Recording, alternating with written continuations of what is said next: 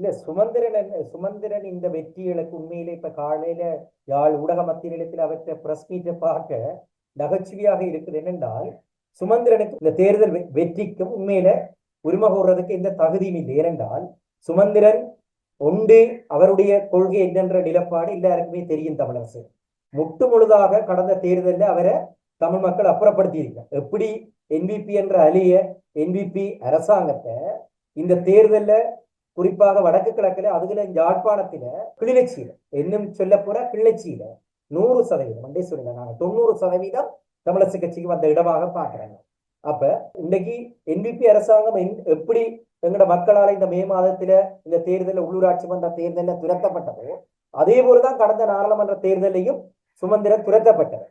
இந்த துரத்தப்பட்ட மனுஷன் பின்வாசல் வழியாக பதில் என்று சொல்லி அந்த கட்சியை கொண்டே வளர்த்தி விட்டுட்டு இளைஞருடைய நீதிமன்றத்துல தான் ஒரு கட்சியினுடைய ஜனநாயகவாதியாகவும் தண்ணி ஒரு தந்த செல்வான்னு சொல்லி கற்பனை செய்தாங்க.